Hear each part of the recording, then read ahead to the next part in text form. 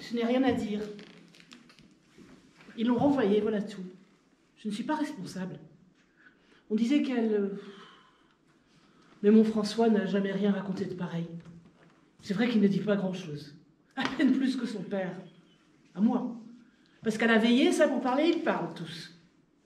Un de ces jours, on aura les gendarmes. La Botrel, c'est pas que je l'aimais, non, mais...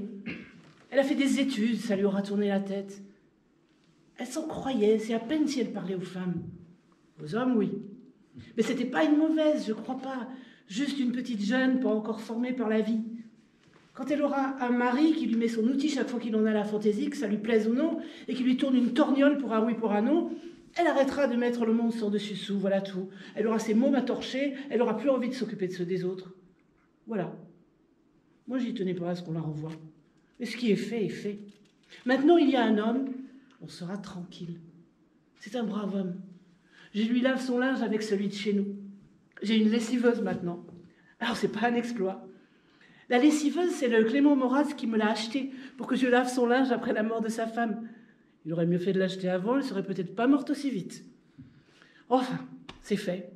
Et nous, on est les premiers paysans d'ici, je compte pas les Mongeais évidemment, à avoir une lessiveuse. C'est drôle, elle en avait une justement, elle, l'institutrice. Elle faisait la lessive sur le poêle en classe pendant que les enfants faisaient leurs exercices. C'est Lily qui m'a raconté. Personne de chez nous n'avait vu de lessiveuse avant.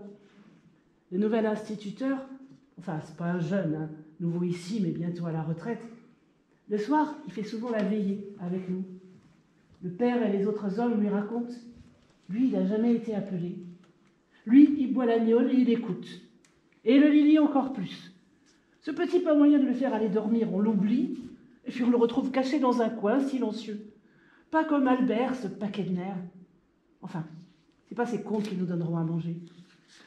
Lily, il n'a pas son pareil pour m'accompagner aux chanterelles. Ça ne lui fait pas peur de monter 2 fois jusqu'au col dans la journée et de redescendre avec des paniers pleins.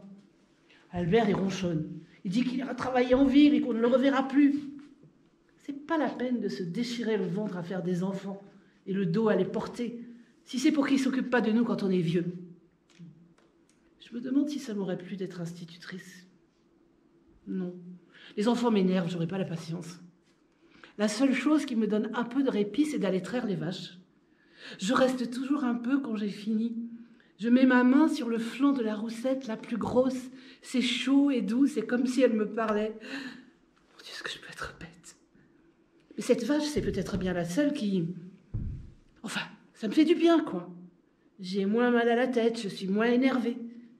Quand il fait beau, je sors de l'étable et je regarde le ciel. Et il y a toujours une voix, le père en général, ou des fois mon François, ou Albert, pour gueuler.